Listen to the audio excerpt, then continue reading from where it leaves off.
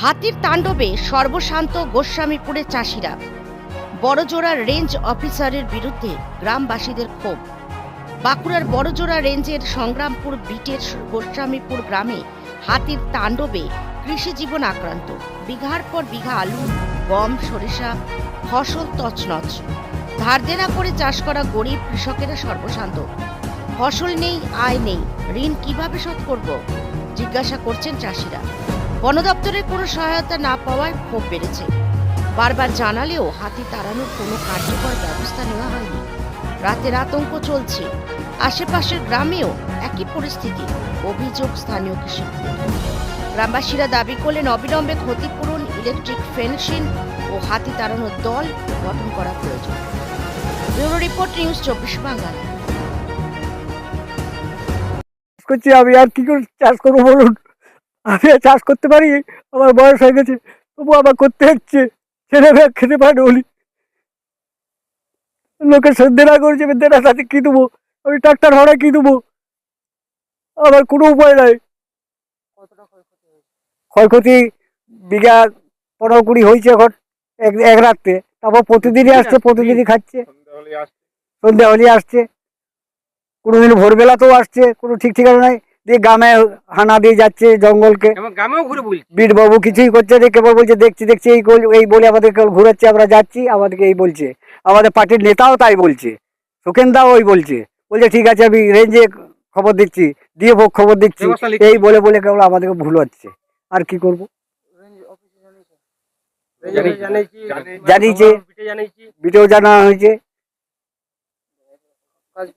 কোনো কাজ হয়নি। আজকে গেলাম, দুটো ফর্ম দিলে একসাথে। এবার ফর্ম দিলে এবার ফর্মে কি হবে না হবে তার ঠিক নেই। আমার কত টাকা দিবে? না আমার কত টাকা দিবে?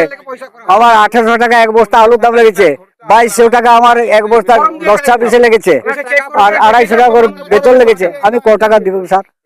কত টাকা দিবে? গম হয়েছে, সর্ষে হয়েছে, আলু হয়েছে।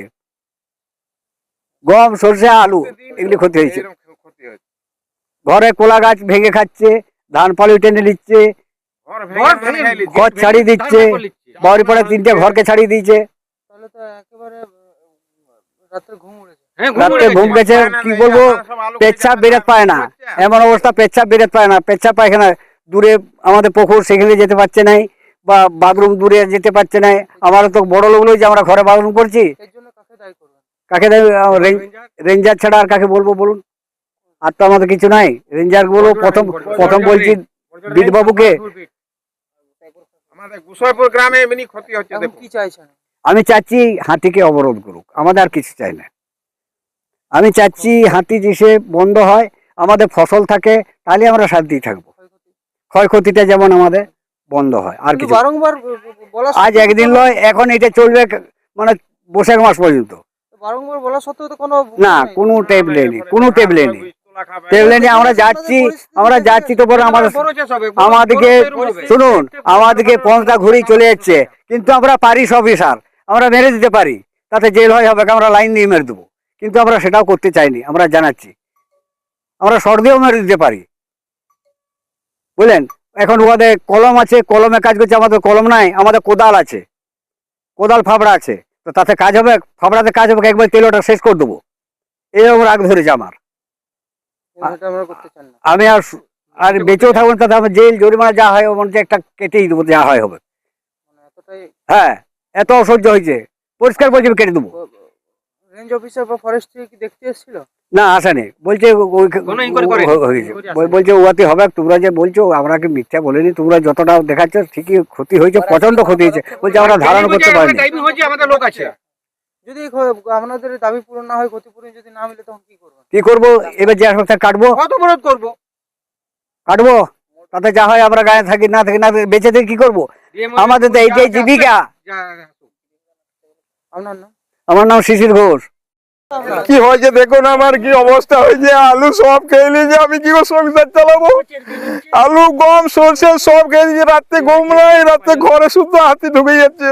ধার দেনা, লোন সব করে আমার এই সংসার চলছে। এবার আমি এই আলু বীজে মনে করলাম দেবো, কি করে দেবো বলুন? সরকার তো দেখতে নাই কিছু, বলতে গেলে রেঞ্জারে বীরবাবু বলছে যাচ্ছি যাচ্ছি, এরকম করে কি আর হবে? চাষি যদি মরে গেল তাহলে কি করে চলবে বলুন? এই ধান বীজে লোন করে দেনা করে চাষ করা, তাহলে আমাদের কি করে কি হবে? আমাদের ছেলে মেয়েদের কি করে খাওয়াবো? আবার এই ঘরে ঢুকে যাচ্ছে, ঘর ভেঙে দিচ্ছে, আবার এই তো গম খেয়ে নিলেক, সর্ষে খেয়ে নিলেক, আর এবারে আমি কি করি বলুন দিনি? আমাদের কি অবস্থা? আমি গোসাইপুর থেকে সৌরভ মণ্ডল বলছি। আমাদের চাষি সবাই রয়েছে, দেখুন আমাদের সবাইকারই ক্ষতি হয়েছে।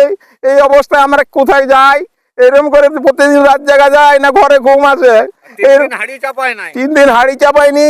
এইরকম আলু যদি খেয়ে নেই, সর্ষে গম যদি খেয়ে নেই, চিন্তাতে আমাদের ঘুম আসছে না। আপনাদের গ্রামে কতজন মানুষের এরকম ক্ষতি হয়েছে? ক্ষতি আমাদের অনেক অনেক, আর কি বলবো, হেতায় সেটা আমার যেমন বেশি খেয়ে নিয়েছে, আবার অন্য লোকের ওরকম খেয়েছে। এবারে প্রতিদিন তো আসছে, আজকে যে কালকে পরশু যে খেয়েছে, আবার কালকেও তো আবার আসবে, আজকেও আসবে।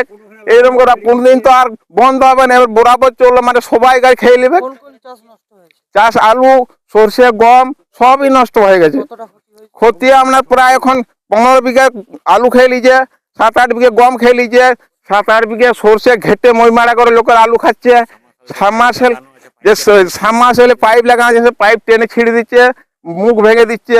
এবারে আমরা ধরুন এই 100 টাকা লিটার তেল কিনেও যদি এমনি চাষ করি, তাহলে আমাদের কি প্রফিট হবে? বন দপ্তর কি কোনো না, কোনো কিছু বলেনি, বলছে যাচ্ছি যাচ্ছি, দেখছি দেখছি, কোনো চিন্তা নাই, আসছে না। আমাদের এখানে কোনো খবর নেয়নি।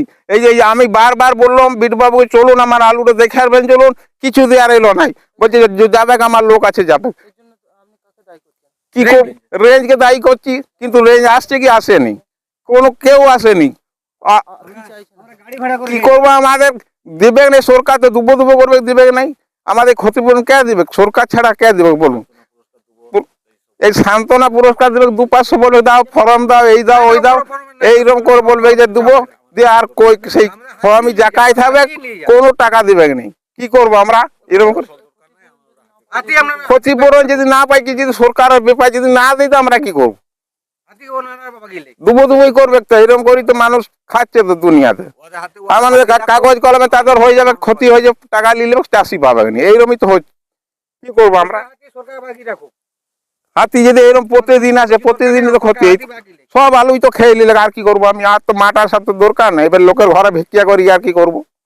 একেবারে ভেঙে পড়েছেন আপনি। হ্যাঁ, একেবারে যাচ্ছাতে হয়েছে, দেখুন আমি আর কিছু করতে পারছি না। এবারে আর এই মাঠকে এলে আর আসা যাচ্ছে, এই মাঠটা দেখুন দিদি কি অবস্থা। এই মাঠটা দেখলি তো আমার কি হয়েছে দেখুন। এইটা দাঁড়িয়ে, এইটা যে কোনো লোক আছে কাঁদবে, আমি বলি এখন সহ্য হয়ে আছি। এইখানে গেছে, ওইখানে গেছে, আমার পুরো জমি আলু খেয়ে নিয়েছে। দেখুন কি অবস্থা। এগুলো কি করে আমার কি হবে? এই আলু এগুলো আর হবে? এত টাকা খরচা করে চাষ করেছি, ছেলে মেয়েদের খাওয়াবো কি করে? ও মাঠকে এলে একটা লোক পাঠাতে হচ্ছে ওর সঙ্গে, যে পাশে আমার নাম সৌরভ মণ্ডল, গোসাইপুর গ্রামে ঘর আমার।